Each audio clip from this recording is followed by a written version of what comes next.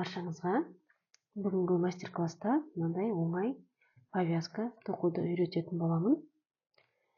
Менің есімім Ақмарал. Каналыма тіркеліп лайк басып кетіңіздер видеоны көрмес бұрын. Енді мен мына повязканы Alize Lana Gold классик жібінен тоқыдым. 100 граммда 240 метр жіптен, құрамы 49% жүннен және 50% акрилдан тұратын жіптен тоқыдым. Енді бұл кішкене жұқарақ болып шықты. Мен енді Alize Super Lana Maxi жібінен, Super Lana Maxi жібінен тоқиын деп отырмын. Бұның құрамы 25% жүннен және 75% акрилдан тұрады. 100 граммға 100 метр жіп. Мынандай шафран түсінен тоқиын деп отырмын. Бізге ең алдымен жіп керек. Крючок 5 нөмірлі крючокпен тоқимын. Сантиметрлік лента керек және қайшы керек. Осы құрылғыларымыздың барлығын дайындап аламыз да, енді біз өзіміздің мастер-классымызға тоқуға кірісеміз. Қазір мұнда біз басымыздың мөлшеріне сәйкес петлялар алып аламыз.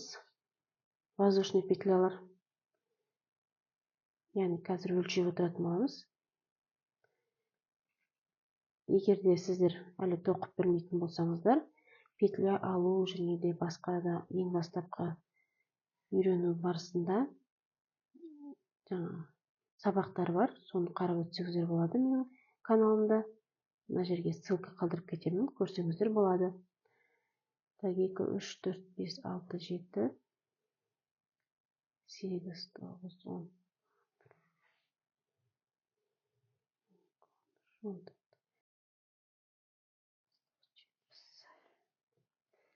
Жетпіс воздушный петля теріп алдым. Енді бір өлшеп қараймын. Менің басымның мөлшері 54 размер. Мен қазір 54 размерге тоқитын боламын. Мына біздің воздушный петлямызды созбаймыз. 46 сантиметр болып петля теріп алдым. Енді біздегі мына тұрған бірінші соңғы воздушный петлядан кейінгі петлядан бастамаймыз. Одан кейінгі тұрған петлядан тоқып бастаймыз. Бізде әр қатардың барлығында столбик без накида тоқылатын болады. Қарапайым столбик без накида тоқып шығамыз осы қатардың бойының барлығына. Столбик без накида. Яғни 80 петля алып алдым мен, воздушный петля. Ал ана Alize Lana Gold'та мен 88 көздей алдым, 85 көз алдым. 85 петля алдым да, қосымша тағы да бір петля болды менде, петля подъемы. Бірінші қатардың барлығын осылай столбик без накида тоқып шығамыз, қарапайым. Осылай қатардың аяғына дейін тоқимыз да, соңында кездесейік.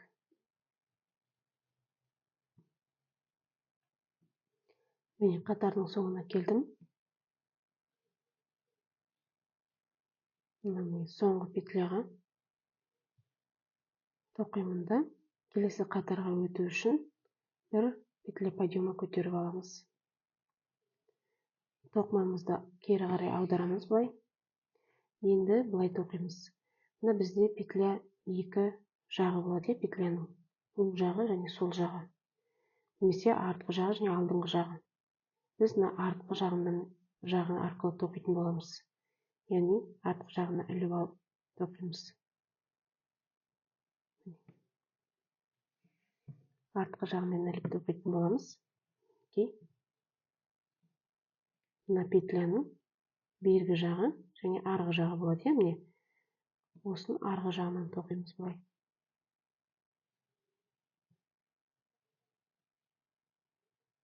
Осылай осы қатарды тоқып шығамыз. Барлығында бізде столбик без накида болады. Қазір осы қатардың соңында қалай келесі қатарға шығуды көрсетемін. Сосын барлығымыз ары қарай тоқитын боламыз. Қатардың соңында кездесейік. Мінекей тағы да қатардың соңына келіп жеттім. Мына предпоследнийді мына бетінен тоқимыз да ең соңындағы петляны мына тұрған толықтай алып тоқимыз. Мына бетінен тоқып болдық. Енді әрбір соңына келген кезде бұл петляны толық алып тоқимыз. Келесі қатарға өту үшін тағы петля подъема көтереміз де мына тоқымамызды өзімізге былай бұрып аламыз. Бұнда да бұл қатарда да енді барлығын осылай қайталай береміз. Жаңа арғы бетінен, петляның арғы бетінен алып тоқимыз. Стол бет без накида болады барлығы да.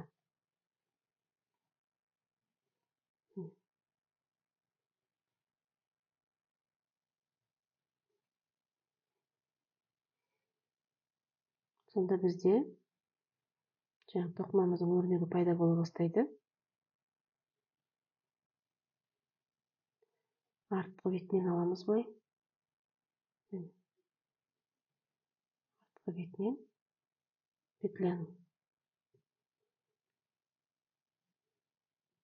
стол бет без накиданы осылай соңына дейін тоқып, және де ең соңғысын полный петляны алып тоқимыз да тоқымамызды жалғастыра береміз.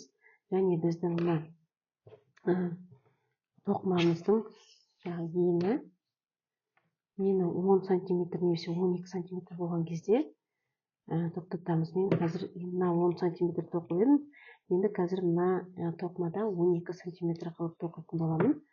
Ең соңында кездесеміз. Мынандай ұзын полотноны тоқып аламыз. Сосын кездесеміз сіздермен соңында. Мінекей қыздармен тоқып шықтым. 14 қатар тоқыдым. Енді өлшеп қараймын. 12 сантиметр болып тұр орнынан. Осымен тоқтатамын.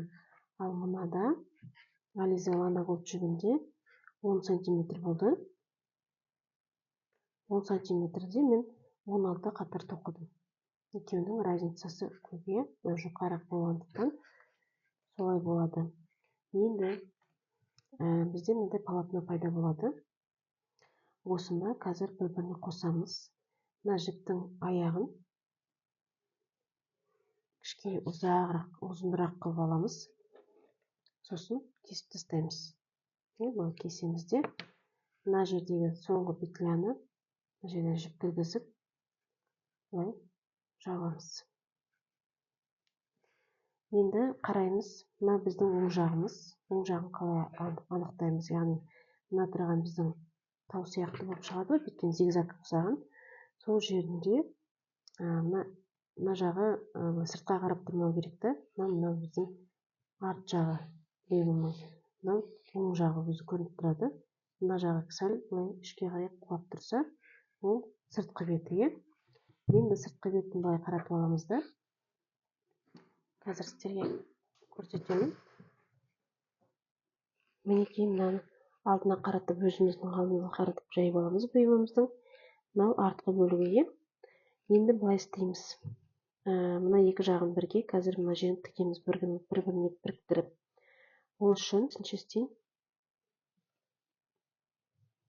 Екеуін былай ұстаймыз да, былай кигіземіз. Екеуін де бүйтіп бүктеп алыңыздар. Сосын бүйтіп бір-біріне кигіземіз былай.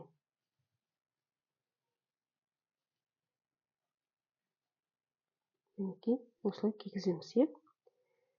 Бәрін қатарын дұрыстап бүйтіп әдемілеп ұстап тұрып, мен қазір енді осы жерді тоқитын боламын. Мына бізде қалдырып қойдық қой жіп. Соны қазір былай тоқимын. Мына 4 қабаттың барлығын бірге алуға тырысыңыздар. Егер тоқитын болсаңыздар, мен құсып. Ал егер тігем десеңіз, тіккенде де барлығын бірге ұстап тұрып тігесіздер.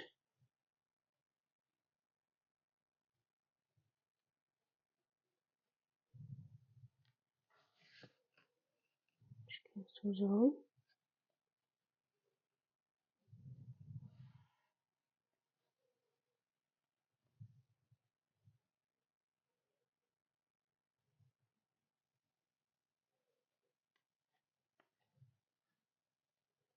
Былай столбик без накидімен, болмаса соединительный столбикпен тоқуға болады. Ыңғайларыңызға қарай тоқисыздар.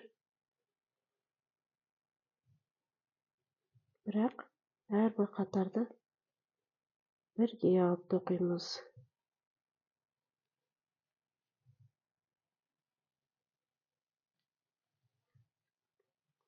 Ең оңай повязка. Жарты сағатта тоқуға болады. Қолдарыңыз шыныққан болса. Ал егерде енді үйреніп жүрген болсаңыздар, 1 сағаттың көлемінде тоқуға болады.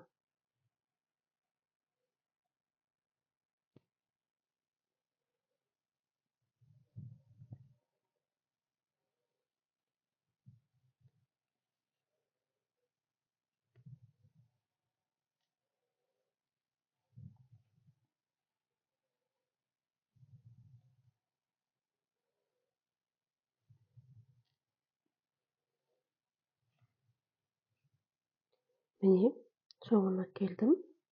Енді мына біздің мына жұмыстың соңы бар ғой, қазір соны да жасырып жібереміз. Жасырғанда қазір екі соңын байлап, сосын жасыратын боламыз.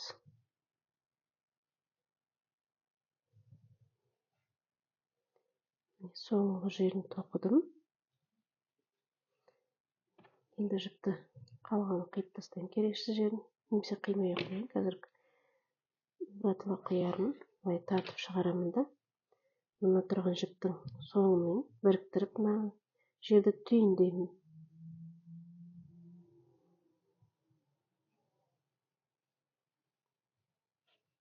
Мықтап тұрып түйіндеймін. Сосын керек емес жіпті қиып тастаймыз.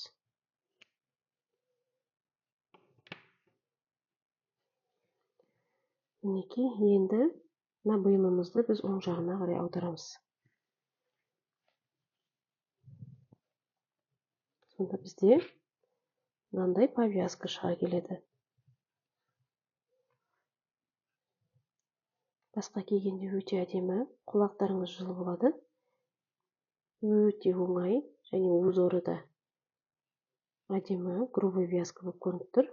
Мынау қалың жіппен тоқығанда тіптен әдемі сияқты. Өздеріңізге де тоқып қараңыздар, және менің видеома міндетті түрде лайк басып, комментарий қалдыруды ұмытпаңыздар. Мына қалың жерінен, негізі мына жерден үріп кетсе болады, былай екі жағынан. Себебі кішкене қалың болғандықтан тұра бермейді. Келесі сабақтарды жіберіп алмау үшін міндетті түрде колокольчикті басып кетіңіздер. Менімен бірге тоқығандарыңызға рахмет. Видеоны аяғына дейін көріп, келесі сабақтарда кездескенше сау саламатта болыңыздар.